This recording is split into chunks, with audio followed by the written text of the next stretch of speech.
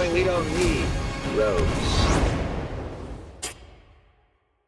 Mr. Lang, good to see you again, sir. How are you?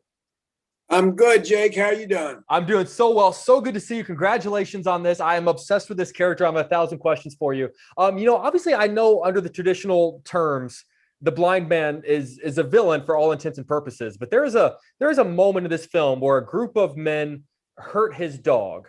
And as a dog lover, my dog's sitting on the couch right over there. There's a moment where I sort of went, okay, go ahead, kill them all, do whatever you need to do, have fun.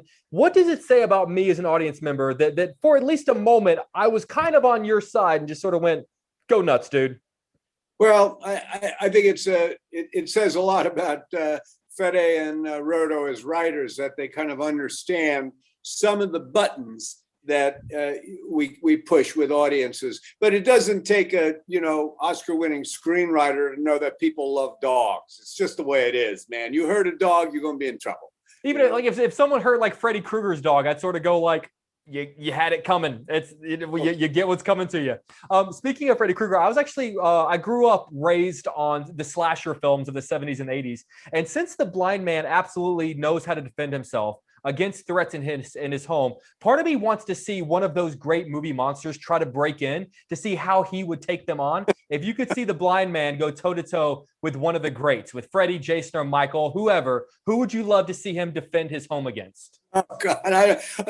Listen, Jake. I don't go to those movies because they scare the shit out of me. You understand that? You got to know that, right? So I don't know, but I do know I do know Torben Bell from from the Actors Studio. So I guess, and he plays one of those guys. Jigsaw. Jigsaw. Yeah. So maybe bring him in, but I don't think so. I don't know. I just think that we're on a look, dude. Don't Breathe is in a different world than those guys. Come on. That's it. But you said, but all right now the studio behind this Zoom is going like, yep, that sounds good. By the time I do Don't Breathe 11, then you can bring in anyone, bring them all in. Bring in Freddy Krueger and the dude with the chainsaw and all of them. Bring them all in. I'll kick all their asses. And by then we would have gotten the musical, Don't Breathe the musical. We would have gotten, there's so many different variations we can get. I'm down. Exactly. And by then I'll be 93 years old and will probably have been dead for 4 years. Hey, I'm here for this movie. I'm still here for it.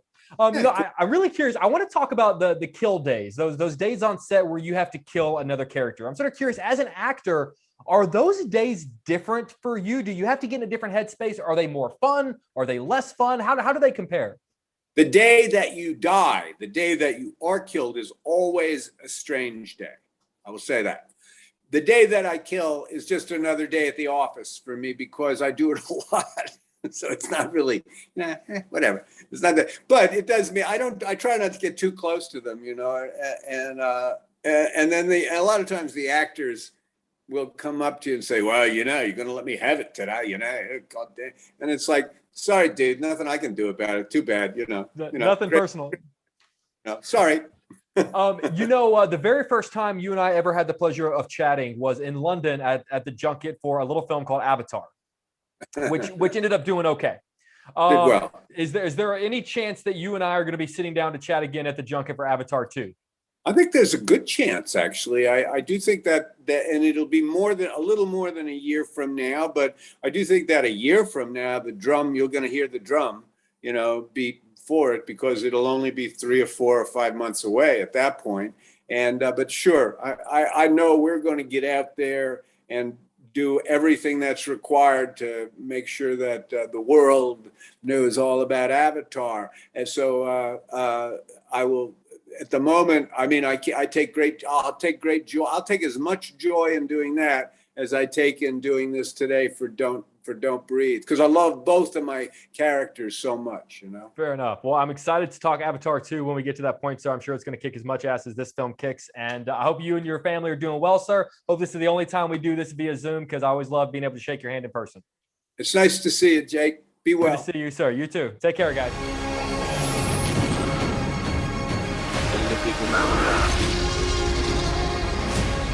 Where we're going, we don't need roads.